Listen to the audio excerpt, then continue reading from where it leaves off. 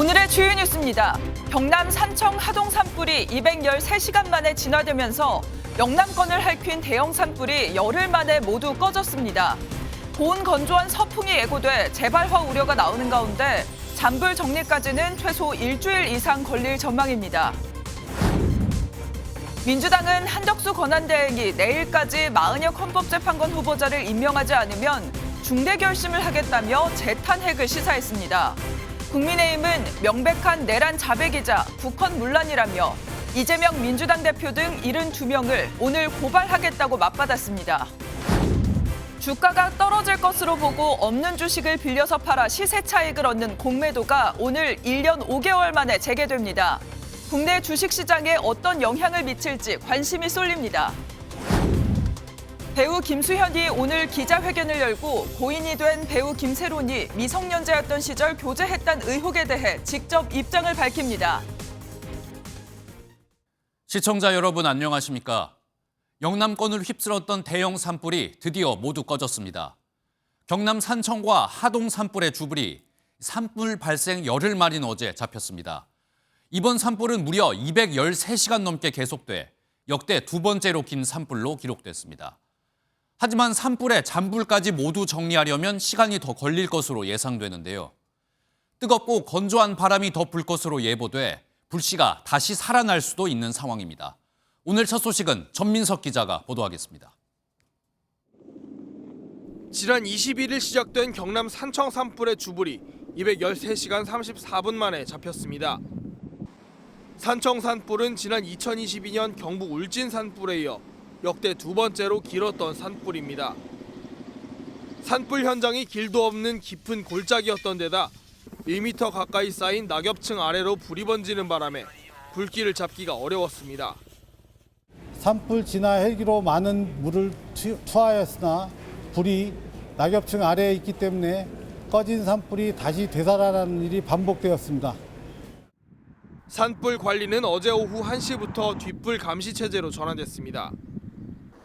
진화대원이 일일이 낙엽을 뒤집으며 불씨를 꺼야 하기 때문에 잔불 정리까지 마무리되려면 최소 일주일에서 열흘이 더 걸릴 것으로 보입니다. 다행히 밤새 재발화는 일어나지 않았지만 숨어있던 불씨가 재확산할 위험이 커 긴장을 늦출 순 없습니다. 특히 오늘부터 영남 지방에 강한 서풍이 예보된 상태입니다. 바람은 소백산맥을 넘으면서 더 건조해지고 기온도 높아지는데 지난주 초 경북에서 산불이 확산할 때도 초속 27m의 서풍이 강하게 불었습니다. 당분간 비 예보도 없어 철저한 잔불 진화가 필요한 상황입니다. 산불을 낸 책임을 묻기 위한 수사도 속도를 내고 있습니다. 경북 의성군 특별사법경찰단은 오늘 의성 산불의 실화 피의자인 A씨를 소환 조사할 예정입니다. A씨는 지난 22일 오전 11시쯤 조부모의 묘소를 정리하려다 불을 낸 혐의를 받습니다. A씨 가족은 봉분에 자란 나무가 잘 꺾이지 않자 라이터로 태우려다가 불이 났다고 경찰에 진술한 것으로 알려졌습니다. 경찰은 산불로 인명피해와 문화재 피해도 컸던 만큼 산림보호법뿐 아니라 형법과 문화재보호법 적용도 검토하고 있습니다. MBN 뉴스 전민석입니다. 경북 의성 산불이 처음 시작된 건 안평면과 안개면이었습니다. 안평면에서 시작된 산불은 성묘객의 실화로 추정되는데 안동 하회마을과 병산서원까지 위협했던 안개면 산불은 그동안 어떻게 불이 난 건지 밝혀진 게 없었습니다. 저희 MBN이 처음 불이 시작된 모습이 담겨있는 영상을 단독으로 입수했습니다. 심우영 기자가 단독 보도하겠습니다. 고속도로 맞은편 야산에서 조금씩 연기가 새어나옵니다. 얼마 후 시뻘건 화염이 치솟더니 강풍을 타고 순식간에 번집니다. 이곳은 지난 22일 발생한 경북 의성군 산불의 두 번째 발화지로 추정되는 안개면 양곡리 과수원입니다. 성묘객의 실화로 추정되는 첫 발화지인 안평면 계산리와 직선으로 13.7km 떨어졌습니다. 이 두 번째 안개면 산불은 강풍을 타고 북동 지역으로 확산하며 인근 안동시로 넘어가 도시 전체에 대피령이 떨어지는 큰 혼란을 유발했습니다. 특히 세계문화유산인 하회마을과 병산서원 코앞까지 당도해 위협했던 바로 그 산불입니다. 처음 불이 시작된 것으로 추정되는 과수원입니다. 누군가 쓰레기와 농약봉지를 태운 흔적이 그대로 남아 있습니다. 산림청은 마을 주민이 쓰레기를 태우다 불을 낸 것으로 추정하고 있습니다. 아직 누구락하는 것도 없고 이제 조사 시작해봐야 되죠. 경찰은 안평면에서 조부모 묘지를 정리하다 불을 낸 50대 남성과 함께 안개면 과수원에서 쓰레기를 태운 마을 주민을 찾는 데 수사력을 집중하고 있습니다. MBN 뉴스 심호영입니다. 이번 대형 산불은 경상북도의 북부를 산과 들을 송두리째 집어삼켰습니다. 영덕의 송이버섯과 청송사과 같은 특산물들도 모두 불에 타 올해는 찾아보기가 힘들 것 같은데요. 이런 특산물들이 큰 피해를 입으면서 농민들의 한숨은 깊어지고 있습니다. 이 내용은 이재호 기자가 취재했습니다. 산 전체가 새까맣게 타버린 경북 영덕의 한 소나무 숲입니다. 이 산에서 3대째 송이를 채취하고 있는 이상범 씨는 지난 며칠이 마치 꿈만 같습니다. 할아버지 때에도 경험하지 못했던 산불 피해로 앞날이 막막하기만 합니다. 한 34헥타르의 송이산을 갖고 있는데 3대째 송이산을 관리하고 운영하고 있는데 제대화하고 완전히 전소가 되어버렸네요. 앞으로 또 30년은 또 기다려야죠. 13년째 전국 생산량 1위를 지키고 있는 영덕송이는 이렇게 30-40년 묵은 소나무 숲이 모두 타버리면서 농민들의 마음을 무겁게 짓누르고 있습니다. 창고에 보관돼 있던 사과는 아무렇게나 나뒹굴고 있고 이제 막 봄 기운을 받아가던 나무는 생기를 잃었습니다. 청송 역시 지난 22일 시작된 의성 산불의 여파로 지역 특산물인 사과 농가도 큰 피해를 입었습니다. 불이 이래 날라가서 이래 떨어져가지고 이런 나무 다 죽어요. 아, 죽어요? 다 죽어요. 이름만 대면 알만한 우리나라 대표 농산물을 길러내던 경북 지역의 농가 피해는 아직 집계조차 못하고 있습니다. 산불은 꺼졌지만 생계의 터전을 잃은 농민들은 막막함에 고개를 떨구고 있습니다. MBN 뉴스 이조입니다. 한순간에 삶의 터전을 잃은 이재민들은 언제쯤 일상으로 돌아갈 수 있을까요? 이번 산불로 3,000채가 넘는 집들이 불에 탔는데 이 당장 피해가 어느 정도인지 확인하는 것도 쉽지 않습니다. 복구가 완료되기 전까진 아무런 기약도 없는 상황입니다. 이어서 노승환 기자가 보도하겠습니다. 마치 전쟁이 일어난 듯 마을 곳곳에 집들이 불타고 무너져 내렸습니다. 한순간에 집이 날아가 버린 주민은 할 말을 잃었습니다. 아무것도 없이 막 한 개도 못 건졌는데 이거 뭐 따라가 가와라 입고. 아유, 어떡해. 군청 공무원들이 불탄 집의 피해가 어느 정도인지 확인하러 다닙니다. 하고 난 뒤에 철거도 개인이 하는 게 아니라 다 해줄 겁니다. 계속해서 이어지는 잔불 재발화와 이재민 지원의 조사 인력은 턱없이 부족합니다. 3,000채가 넘는 화재주택 조사에는 최소 2-3주는 걸릴 전망입니다. 피해 조사도 문제지만 조사가 끝나도 이렇게 불타버린 수천 채의 집을 철거하는 일도 큰 숙제입니다. 철거가 다 돼야 임시 조립식 주택이든 새 집이든 지을 수 있는데 그러려면 또 몇 달이 걸릴지 모릅니다. 집은 둘째치고 꽃샘 추위에 당장 끊긴 전기부터 복구하는 게 급선무입니다. 사상 최악의 산불에 집을 잃은 이재민들이 언제쯤 일상으로 돌아갈 수 있을지 기약이 없습니다. MBN 뉴스 노승환입니다. 역대 최악의 산불이 발생하면서 피해 규모가 커지자 정부가 10조 원 규모의 추경 편성에 속도를 내기로 했습니다. 산불 대응과 통상 그리고 민생 문제를 아우르는 이 추경 추진 소식에 정치권 반응은 묘하게 엇갈렸는데요. 여야 원내대표는 오늘 오전 우원식 국회의장과 함께 모여 본격적인 추경 관련 논의를 시작합니다. 이혁근 기자의 보도입니다. 정부가 10조 원 규모의 필수 추경을 추진한다고 밝혔습니다. 시급한 현안을 선정해 꼭 써야 할 돈을 서둘러 마련하겠다는 구상입니다. 여야 간 이견이 없는 재난, 재해 대응과 통상 및 AI 경쟁력 강화, 민생 지원 등 3대 분야에 집중하겠습니다. 추경안의 세부 내역을 공개하진 않았지만 산불 피해 복구가 최우선 과제임은 분명히 했습니다. 다만 산불 추경을 넘어 미국발 통상 리스크와 내수 부진까지 범주에 넣었는데 그만큼 경제 상황이 녹록지 않다는 의미로 풀이됩니다. 산불만큼은 공감대를 형성한 여야지만 필수 추경을 두고는 반응이 엇갈렸습니다. 신속한 추경 편성을 발표하였습니다. 매우 적절한 판단입니다. 시기적으로도 적절한 시점을 놓치지 않는 아주 좋은 적기 대응입니다. 만시지탄입니다. 10조라는 추경 규모가 당면한 위기 속에서 민생과 경제를 회복시키고 재난을 극복하는 데 유의미한 효과를 낼 수 있을지 4월 안에 추경이 국회를 통과할 수 있도록 정부는 여야의 초당적 협조를 요청했지만 세부 내역을 두고 의견차가 클 것이란 전망이 우세합니다. MBN 뉴스 이혁근입니다.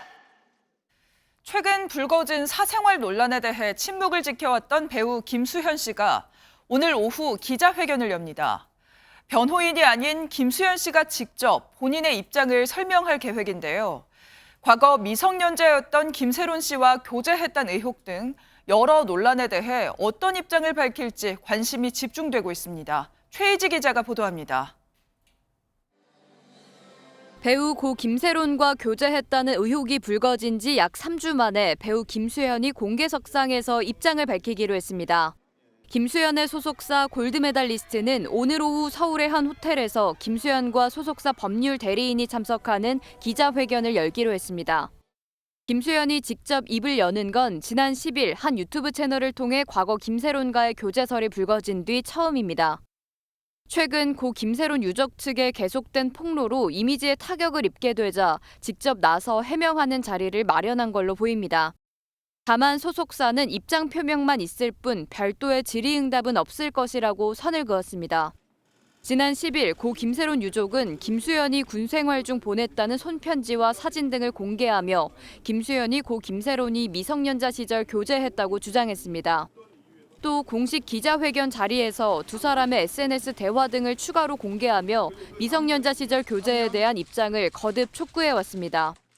사기였다는 증거가 공개되었음에도 불구하고 사과 한마디 없이 이제는 성인 이후에만 사기였다고 다시 거짓말을 하고 있는. 기자회견 당시 유족 측은 김수현이 보낸 SNS 대화 내용과 김세론이 지난해 4월 초 김수현에게 쓴 자필 편지도 공개했습니다. 김수현 소속사는 계속된 폭로에 김수현과 관련된 의혹을 제기한 유튜브 채널 운영자를 성폭력 범죄 처벌 등에 관한 특례법 위반과 협박 혐의로 고발한 바 있습니다. MBN 뉴스 최희지입니다. 장제원 전 국민의힘 의원의 성폭행 혐의를 수사 중인 경찰이 어제 고소인인 비서를 불러 추가 조사를 벌인 걸로 확인됐습니다. 경찰은 해당 비서가 2015년 사건 당시의 상황을 적어놓은 글을 증거로 확보했습니다. 보도에 안정모 기자입니다. 장제원 전 의원은 부산의 한 대학교 부총장을 지내던 2015년 11월 17일 자신의 비서였던 A씨를 성폭행한 혐의를 받고 있습니다. 경찰은 이튿날인 11월 18일 오전 장 전 의원이 A씨에게 보낸 전화를 받아달라는 등의 문자를 확보한 것으로 알려졌습니다. 장 전 의원의 성폭행 혐의를 수사하고 있는 경찰이 고소인 A씨가 당시 상황을 적은 글을 추가로 확보했습니다. A씨가 3년 전 작성한 4,800자가량의 온라인 글에는 당시 상황이 자세히 적힌 것으로 파악됐습니다. 해당 글에는 3차 술자리 후 호텔에서 성폭력을 당했고 수치스러워 화장실에 가는 척 도망쳤다는 내용 등이 포함된 것으로 전해졌습니다. 이와 관련해 경찰은 어제 A씨를 불러 3년 전 글을 두고 추가 조사를 벌였습니다. 경찰은 A씨의 진술이 3년 전 작성된 글과 대부분 일치하는 것으로 보고 있습니다. 하지만 장 전 의원 측은 지난 28일 경찰 조사에서 A씨가 주장하는 성폭행 사실이 전혀 없었다며 혐의를 부인했습니다. 장 전 의원은 SNS에서도 10년 가까이 지난 시점을 거론하면서 고소가 갑작스럽게 제기된 데는 특별한 음모와 배경이 있는 것으로 의심된다며 10년 전의 자료들과 기록들을 찾아내 법적으로 대응하겠다고 밝혔습니다. 양측의 진술이 엇갈리는 가운데 경찰은 장 전 의원을 추가 소환할지 검토하고 있습니다. MBN 뉴스 안정모입니다. 오늘 하루 중요한 일정을 소개해드리는 굿모닝 오늘입니다. 어떤 일정이 있는지 함께 살펴보겠습니다. 국회 법사위는 오늘 후임자가 임명되지 않은 헌법재판관의 임기를 자동 연장하는 법안을 더불어민주당 등 야당 주도로 심의합니다. 국민의힘은 법률에 의해서는 연임만 할 수 있을 뿐 임기를 임의로 창설하는 것은 헌법에 대한 정면 도전이라며 반발하고 있습니다. 12.3 비상계엄 사태와 관련해 내란에 동조한 혐의로 기소된 조지호 경찰청장과 김공식 전 서울경찰청장 등 경찰 수뇌부에 대한 2차 공판이 오늘 서울중앙지법에서 열립니다. 금융위원회는 오늘부터 소액 생계비 대출의 명칭을 불법 사금융 예방대출로 바꾸고 한도를 기본 50만 원에서 최대 100만 원으로 늘린다고 밝혔습니다. 불법 사금융에 노출되기 쉬운 서민과 청년층을 보호하려는 조치라고 정부는 설명했습니다. 지금까지 굿모닝 오늘이었습니다. 다음 소식입니다. 더불어민주당이 한덕수 대통령 권한대행을 향해 내일까지 40여 후보자를 임명하지 않으면 중대 결심을 하겠다며 재탄핵 가능성을 시사했습니다. 국회가 할 수 있는 모든 권한을 행사하겠다고 했는데 국무위원 추가 탄핵까지 줄탄핵 가능성을 언급한 겁니다. 먼저 이규옥 기자입니다. 민주당은 한덕수 권한대행이 마은혁 헌법재판관 임명을 고의로 지연시키며 제2의 계엄 획책을 하고 있다고 주장했습니다. 4월 18일인 문영배 이미선 재판관 퇴임 때까지 임명을 미뤄 헌재를 무력화한 뒤 윤석열 대통령을 복귀시키려는 작전이란 겁니다. 눈뜨고 당하지 않겠다며 한 대행이 내일까지 마은혁 후보자를 임명하지 않으면 중대한 결심을 할 거라고 밝혔습니다. 그러면서 문영배 이미선 재판관 임기 연장 입법은 물론 국무위원 추가 탄핵까지 모든 가능성을 열어뒀습니다. 발의 준비하고 있는 의원이 있는 것으로 알고 있습니다. 법률을 관철시키기 위한 우리의 행동도 포함되어 있다. 국무위원 줄탄핵을 제안했던 민주당 초선 의원들은 여당이 내란 선동죄 고발 카드를 꺼내자 무고죄로 맞고발하겠다고 밝혔습니다. 또 탄핵 예고 배후에 이재명 대표와 김어준 씨가 있다는 여당 주장은 거짓이라며 스스로를 돌아보라고 직격했습니다.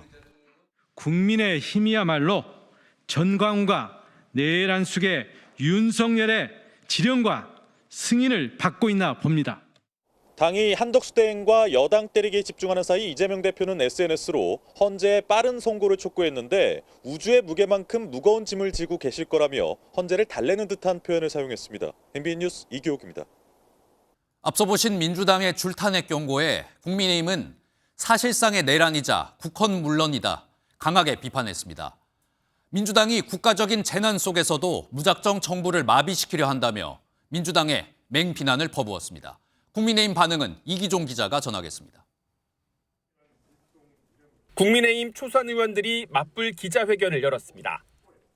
마은혁 헌법재판관 후보자를 임명하지 않으면 한덕수 총리는 물론 국무위원들을 연쇄 탄핵하겠다는 더불어민주당 초선 의원들의 경고는 광기 어린 탄핵 만능주의라고 규탄했습니다. 모든 국무위원을 탄핵해 국정을 완전히 마비시키겠다는 것은 사실상의 의회 독재, 의회 쿠데타를 선포한 것입니다. 대형 산불 재난, 글로벌 통상전쟁 같은 현안이 산적했는데 국정을 마비시키려 한다며 이재명 대표 대통령 만들기의 혈안인 사이비 종교 집단 같다고 꼬집었습니다. 이어 자신들의 뜻에 반하면 탄핵으로 제거하려는 것은 민주주의를 부정하는 것이라고 비판했습니다. 국민의힘은 민주당 박찬대 원내대표의 중대 결심은 사실상 국무위원 전원 탄핵이라면서 겁박을 중단하라고 목소리를 높였습니다. 국민들께서는 대한민국도 국민도 경제도 법치도 안보도 안중에 없는 민주당과 이재명 대표를 향해서 누가 진정한 내란 세력인지 묻고 계십니다. 국민의힘 강민국 의원은 민주당의 탄핵 쿠데타를 막아야 한다며 의원직을 총사퇴하고 국회를 해산하자고 주장했습니다. 여권 잠룡들도 나섰습니다. 오세훈 서울시장은 민주당은 권력 중독당이라며 재난을 수습한다면서 국정은 마비시킨다고 했고, 김문수 고용노동부 장관은 국민과 함께 대한민국을 지키겠다고 밝혔습니다. 국민의힘은 민주당 초선 의원들과 이재명 대표, 방송인 김어준 씨 등을 내란 선동죄로 고발할 계획입니다. MBN 뉴스 이기종입니다.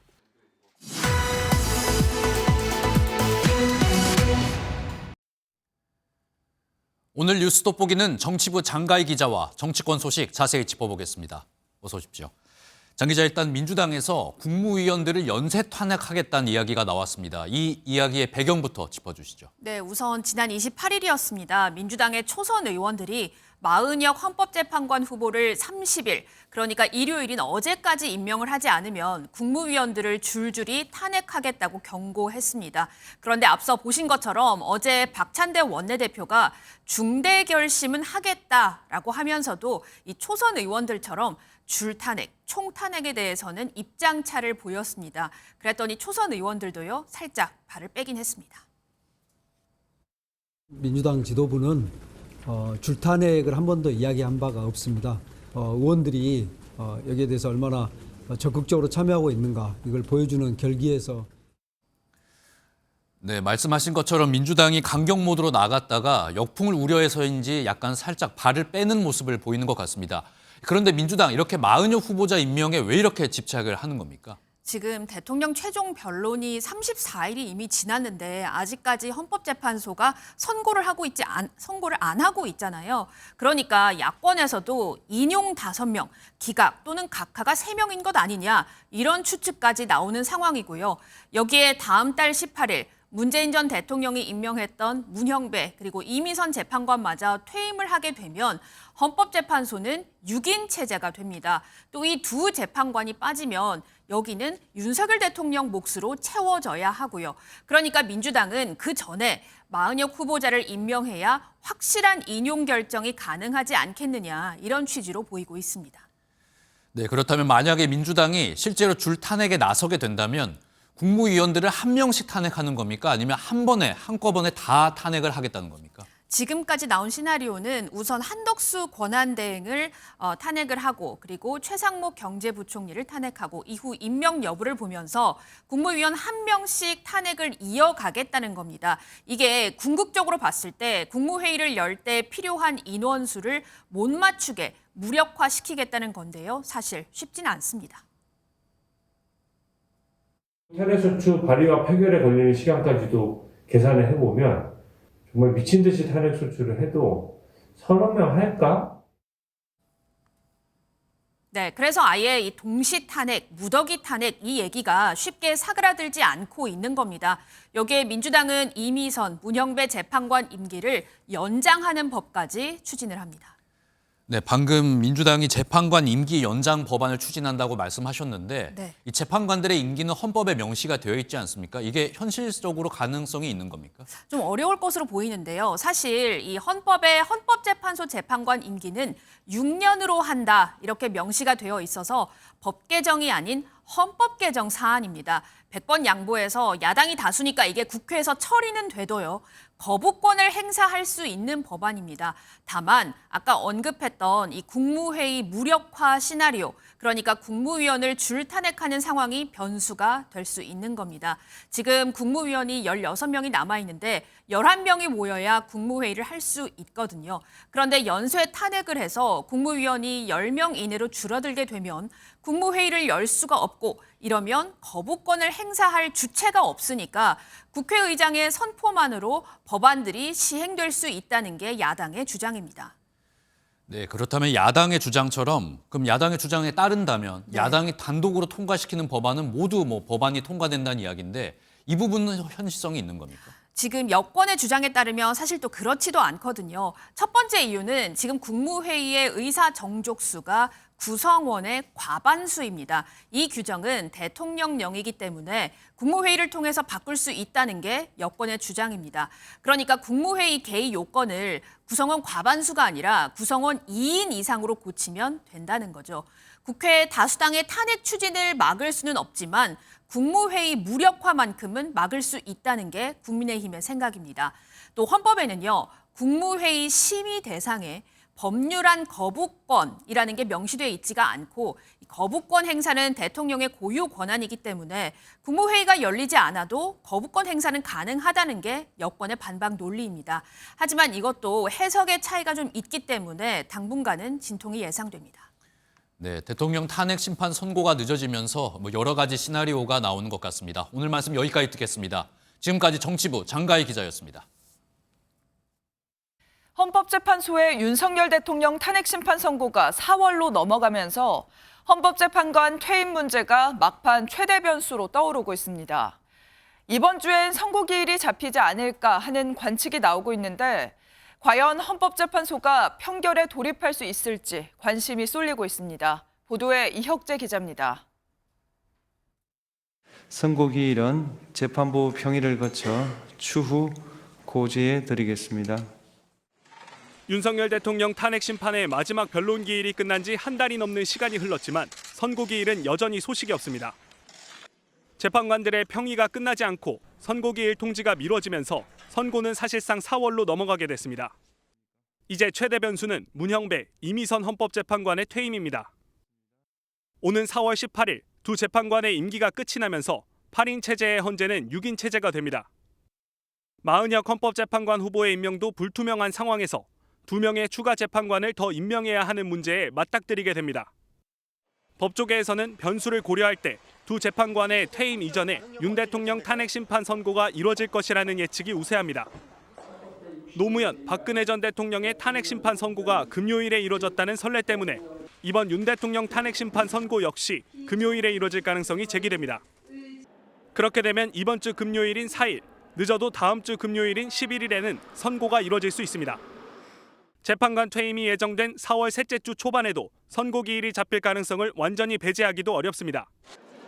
앞서 박 전 대통령 탄핵 심판 선고는 이정미 전 헌법재판관의 퇴임을 사흘 앞두고 진행됐습니다. 헌재가 왜 선고를 앞두고 고심을 이어가고 있는지 추측이 난무하는 상황에서 최종 의견을 결정짓는 평결 절차에 언제 돌입할지 관심이 쏠립니다. MBN 뉴스 이혁재입니다. 윤석열 대통령 탄핵 심판 선고가 4월로 넘어가면서 헌법재판소 주변을 경비하고 있는 경찰의 피로도 누적되고 있습니다. 예상보다 길어지고 있는 대기 상황에 경찰의 예산도 빠르게 줄어들고 있는데요. 경찰은 기동대원들의 근무 방식을 조정하며 대응에 나섰지만 여전히 부담이 큰 상황입니다. 손성민 기자가 취재했습니다. 윤석열 대통령의 탄핵 심판 선고가 4월로 밀리면서 헌재 앞 집회도 갈수록 격화되는 분위기입니다. 일부 시위자들이 경찰을 향해 가짜 경찰이냐며 관등 성명을 요구하는 등 경비 업무를 방해하고 원색적인 비난도 서슴지 않습니다.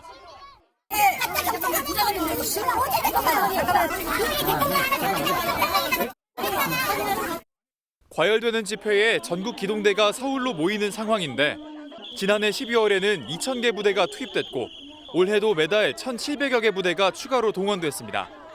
기동대 1개 부대당 평균 60명이 배치되는 점을 감안하면 매달 10만 명이 넘는 기동대원이 서울 도심 집회 관리에 투입되는 셈입니다. 당초 경찰은 3월 중순 선고를 예상하고 경비 계획을 세운 것으로 전해지는데 선고가 연기되면서 현장 경찰들의 피로는 한계에 다다르고 있습니다. 기동대 직원들의 사기도 많이 저하가 돼 있고 피로들도 상당히 누적돼 있는 상태로 보여집니다. 번아웃 상태로 봐도 무방하지 않을까. 서울경찰청 소속 기동대원들은 지난해 12월 한 달 동안 평균 92시간을 초과 근무했고 올해 1월에는 초과 근무 시간이 113시간으로 늘었습니다. 차출된 기동대원들의 숙박비로만 약 13억 6천만 원이 사용됐는데 이는 경찰청이 편성한 연간 예산의 76.9%에 해당하는 금액입니다.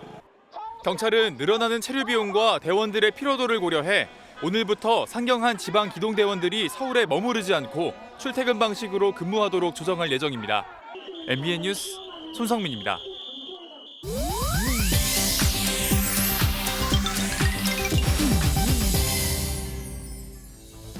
인터넷에선 어떤 소식들이 화제일까요? 인터넷 와글와글입니다. 영남 지역을 덮친 최악의 산불과 맞서 사투를 벌인 소방대원들에게 응원과 지원이 잇따르고 있는데요. 한 현직 소방관이 어제 온라인 커뮤니티에 올린 사연이 누리꾼들의 마음을 훈훈하게 만들었습니다. 소방관은 지난 25일 새벽 의성 종합운동장으로 가는 중에 커피를 무료로 준다는 한 카페 글을 보고 고마운 분들이 참 많구나 생각하며 지나쳤다는데요. 밤새 화재 진압을 하고 제일 먼저 생각난 건 샤워와 커피였다고 합니다. 그래서 전날 봤던 카페로 향했는데 사장님이 너무 반갑게 맞아주셨다며 고마움을 전했습니다. 동료들과 마실 커피를 주문했더니 사장님이 오히려 더 좋아했다고 전했는데요. 소방관들에게는 그야말로 단비 같은 응원이었네요. 지난 주말 제주에서 벚꽃 축제를 다녀온 누리꾼들 사이에서 일부 노점이 바가지 영업을 했다는 주장이 나왔습니다. 한 누리꾼이 SNS에 올린 순대볶음 사진인데요. 순대 6조각이 양배추 조금과 버무려져 담겨 있는데 2인분 정도로 보이는 이 음식의 가격은 25,000원이었다고 합니다. 국내 지역 축제와 관련한 바가지 요금 논란은 매년 계속되고 있는데요. 사연을 접한 누리꾼들은 치솟은 물가를 생각해야 한다는 의견도 있었지만 대부분은 이러니 지역 축제가 망한다, 단속 안 하는 건가, 축제 음식 바가지 논란 지긋지긋하다, 폭삭 당한 것 같다며 입을 모았습니다. 중국에서 멀쩡히 도로를 달리던 차량으로 맨홀 뚜껑이 날아와 덮치는 사고가 발생했습니다. 지난 27일 야오닝성 선양시 위훈구의 한 교차로인데요. 갑자기 맨홀 뚜껑이 튕겨져 나오면서 뒤따르던 차량의 운전석 앞유리에 그대로 꽂혔습니다. 앞차가 뒷바퀴로 바닥에 있던 맨홀 뚜껑을 밟고 지나가는 순간 압력을 받은 맨홀 뚜껑이 튀어오르면서 날벼락을 맞은 건데요. 다행히 운전자는 크게 다치지 않았습니다. 영상을 본 누리꾼들은 맨홀 뚜껑이 미사일로 변했다, 무슨 날벼락이냐, 재앙이다, 자전거였으면 어쩔 뻔했냐 등의 반응을 보였다고 하네요. 인터넷 와글와글이었습니다. 끝날 것 같았던 의료계와 정부 갈등이 계속되는 상황에서 서울 주요 의대를 포함한 각 대학의 의대생들이 속속 학교로 돌아오고 있습니다. 대학들은 오늘 등록을 최종 마감하는데요.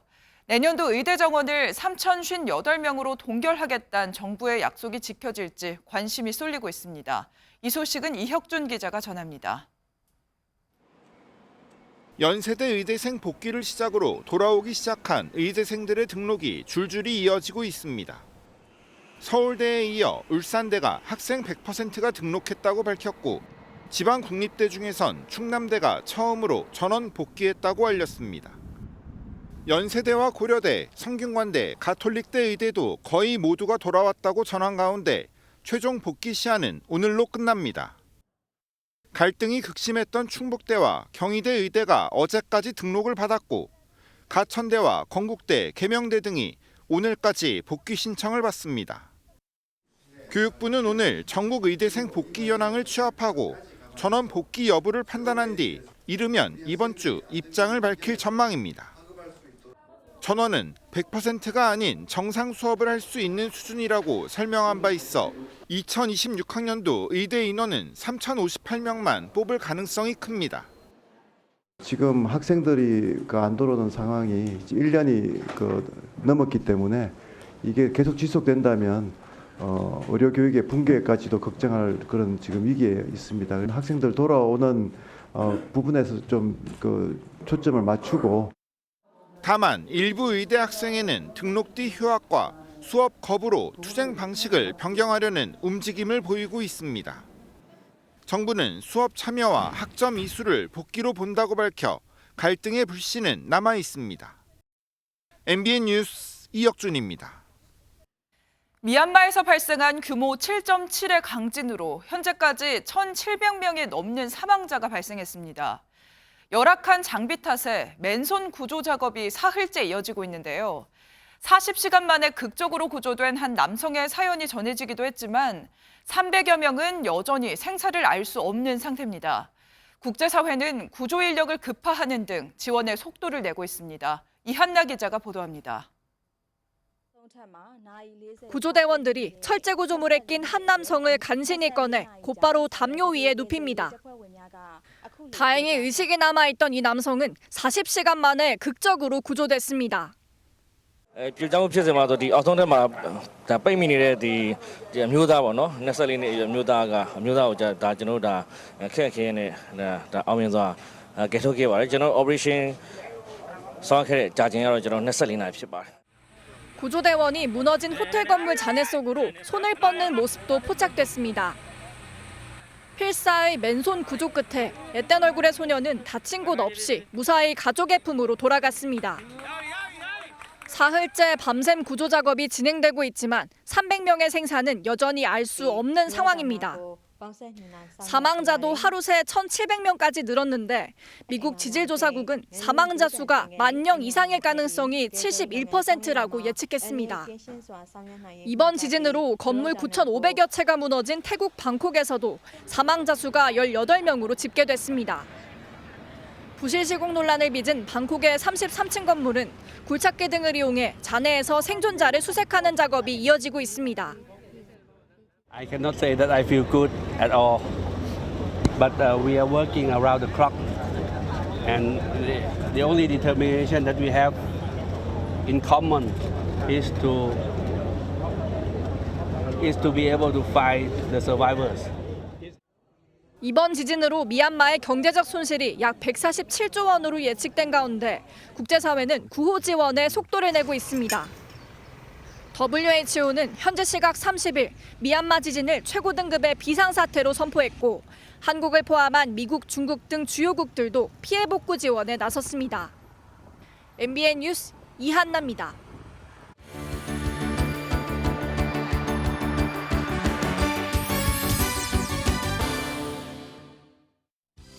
굿모닝 월드입니다. 미국 플로리다주에서 파란 티셔츠를 입은 구조대원들이 상자를 실어 나르고 있습니다. 그리고 이 상자 안엔 귀여운 바다 거북들이 있었다는데요. 화면으로 만나보시죠. 오늘은 아기 바다 거북 15마리가 재활을 마치고 바다로 돌아가는 날입니다. 이들은 가을과 겨울에 저체온증 상태로 뉴잉글랜드주 해변에 자주 떠밀려온다고 하는데요. 지구온난화로 바다 온도가 따뜻해지면서 원래 이동 경로보다 더 북쪽으로 이동해온 어린 개체들이 갈고리 모양의 해안에 갇히는 현상이 자주 발생하기 때문입니다.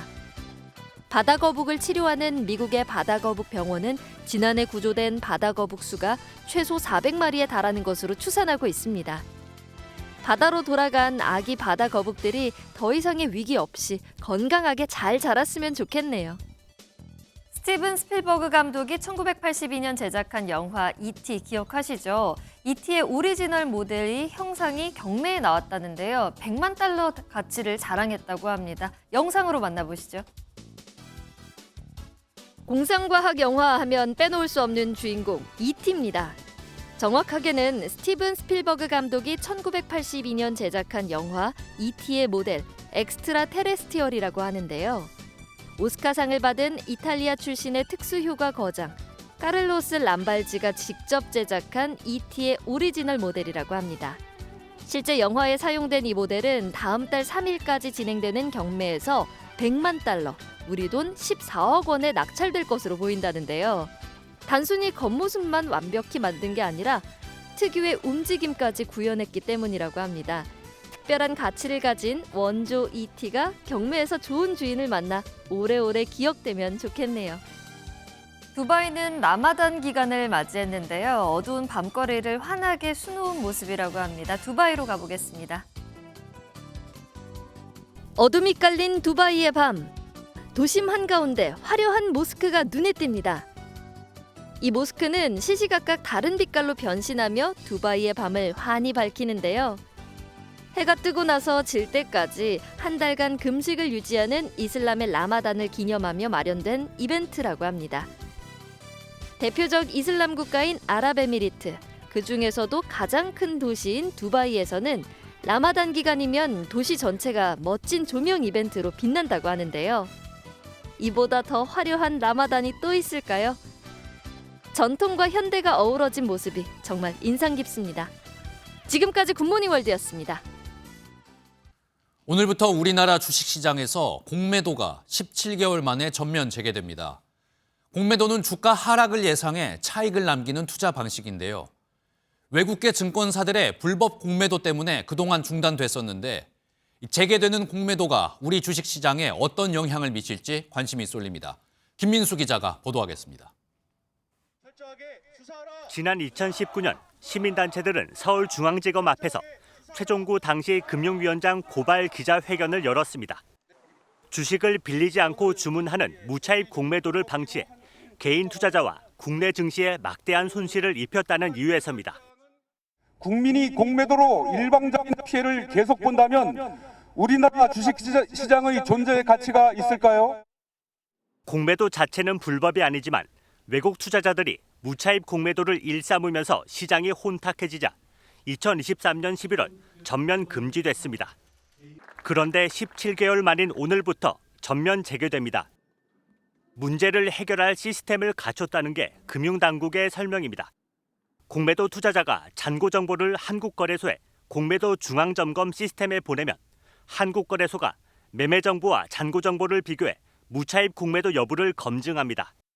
우리가 만든 그 증권사 내의 대차 관리 시스템과 거래소의 그 무차입 공매도 점검 시스템의 환류 기능을 통해서 다 적발이 될 수 있음을 이미 저희가 시뮬레이션을 통해서 확인했기 때문에 공매도가 재개되면 과대평가된 종목을 중심으로 단기 변동성이 확대될 수 있지만 외국인 투자자들의 복귀를 기대할 수 있습니다. 최근 주식을 빌려서 아직 갚지 않는 대차 거래가 급증한 점을 주목하는 시선도 있습니다. 대차 잔고가 급증한 종목들은 공매도 재개 후에 공매도 대상이 될 수 있습니다. 이에 따라 금융위는 오는 5월 31일까지 공매도 과열 종목 지정 제도를 확대 운영하기로 했습니다. MBN 뉴스 김민수입니다.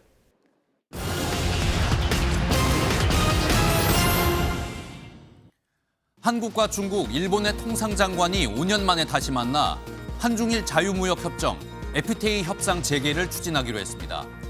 미국 트럼프발 관세 전쟁이 시작된 상황에서 이뤄진 만남이라 관심이 쏠렸는데요. FTA와 함께 WTO 체제 회복, 교역 투자 확대 등이 강조됐습니다. 이번 회의에선 보호무역주의에 대한 경계가 거론돼 3국 차원의 대응을 모색한 자리로 평가받고 있습니다. 지난해 이른바 이자 장사로 최대 이익을 낸 시중은행들의 퇴직금이 7억 원에 달하는 것으로 나타났습니다. 작년에 공개된 1인당 특별퇴직금은 3억 1천만 원에서 3억 7천만 원 수준이었는데 법정 퇴직금이 최대 4억 원인 경우 이런 계산이 가능한 겁니다. 4대 은행 직원의 1인당 평균 연봉은 전년 대비 200만 원 이상 늘어나며 1억 2천만 원에 육박한 것으로 알려졌습니다. 국내 가상자산 거래소 회원이 올해 들어 1,600만 명을 돌파했습니다. 지난 2월 말까지 공개된 자료에 따르면 지난해 11월 이후 석 달 만에 100만 명이 늘었고 3명 중 1명은 남성 투자자로 나타났습니다. 1인당 투자 규모로는 100만 원 미만의 가상자산 보유자가 전체 83%로 가장 많았습니다. 지금까지 굿모닝 경제였습니다. 적진에 침투하는 특수부대원들을 주로 태우는 헬기, 블랙호크라고 부르는데요. 영화에도 자주 등장하는 헬기인데 우리 군이 미국에서 이 헬기를 도입한 지도 벌써 30년이 넘었습니다. 앞으로 20년, 30년 전략무기로 쓰려면 이제 리모델링이 필요한 상황인데요. 우리나라 토종업체가 노후된 블랙호크에 최첨단 기능을 탑재하는 등 새롭게 고치기로 했습니다. 이승민 기자가 취재했습니다. 미군 특수부대가 기동헬기 블랙호크를 타고 침투하는 영화의 한 장면입니다. 우리나라에서도 특전사 전용 헬기로 알려진 모델로 저공 비행으로 적진에 침투해 요인 암살과 주요 시설 폭파 임무를 수행합니다. 공군에서는 작전 지역에서 조난당한 조종사를 구하는 특수탐색구조대가 이용합니다. 지난해 비상계엄 당시엔 707 특임단을 태우고 여의도 국회에 이착륙하기도 했습니다. 문제는 기체 노후화입니다. 미국에서 개발돼 1979년 첫 실전 배치된 블랙호크는 한국에는 1990년에 도입됐습니다. 특수작전용 헬기인 만큼 정부는 조종 시스템을 디지털화하고 적어도 야간 침투 장비를 강화하는 등 1조 원을 투입해 성능을 높이기로 했습니다. 우리 군이 운용 중인 블랙호크는 140여 대입니다. 이 중 36대가 이번 성능 개량 사업 대상인데 상당수는 기체 수명이 한도에 다다른 것으로 알려졌습니다. 대대적인 성능 개량엔 대한항공과 한국항공우주산업, 카이가 도전장을 내고 경쟁 중입니다. 대한항공은 국내 도입 때부터 블랙호크를 조립 생산하고 성능 개량과 창정비를 꾸준히 수행해 자신감을 내비치고 있습니다. 미군 특수작전 헬기에 대부분 적용되어 있는 디지털 조종실을 적용할 거고요. 원 제작사의 도움이 없이 국내 기술로 성능 개량을 수행할 계획입니다. 첫 국산 헬기 수리온을 개발한 카이는 블랙호크 개발사인 시콜스키사와 기술 협력을 통해 수명 연장 평가까지 가능하다는 게 강점입니다. 수주하고 수출하는 것들이 저희 목적입니다. 물론 미국 업체 주대로 많은 일부의 성능 개량이 있지만은 가격 경쟁력이나 일정 면에선 저희들이 많은 장점이. 사업자 선정은 4월 말 마무리될 예정이며 대상에 포함되지 않은 나머지 블랙호크는 수명이 다할 때까지만 사용하고 이후엔 차세대 기동 헬기를 도입할 계획입니다. MBN 뉴스 이승민입니다. 오늘 아침도 막바지 꽃샘추위가 이어지고 있습니다. 현재 서울의 기온 1.5도, 철원과 김천은 영하 5도를 밑돌며 추운데요. 하지만 낮이 되면 대부분 15도 안팎까지 올라 평년 수준을 회복하겠습니다. 오늘 기온의 일교차가 극심하게 벌어지기 때문에 옷차림에 각별히 유의하셔야겠습니다. 대기는 여전히 건조합니다. 현재 수도권과 강원, 충북과 남부 곳곳에 건조주의보가 발효 중이고요. 전국 모든 지역에서 산불 위기경보 심각 단계가 유지 중입니다. 계속해서 불조심하셔야겠습니다.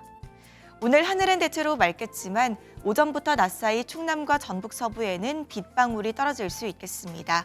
현재 기온은 춘천 영하 3.6도, 안동은 영하 0.9도 나타내고 있습니다. 낮 기온은 서울이 14도, 대전과 대구는 15도까지 올라 어제보다 4도에서 7도가량 높겠습니다. 모레는 중부와 전북, 경북 지역에 비가 내리겠고요. 당분간 평년 이맘때 봄 날씨가 이어지겠습니다. 내셨습니다. 저희가 진행하는 굿모닝 MBN은 오늘이 마지막입니다. 그동안 많은 관심 보내주신 시청자 여러분께 진심으로 감사드립니다. 여러분의 아침을 힘차게 열 수 있어서 정말 행복했습니다. 저희는 이 소중한 기억들을 안고 앞으로도 계속해서 좋은 모습으로 다른 프로그램에서 인사드리겠습니다. 월요일 아침 굿모닝 MBN 마치겠습니다. 지금까지 김현, 한혜원이었습니다. 오늘도 좋은 하루 보내세요. 함께해 주신 여러분 사랑합니다.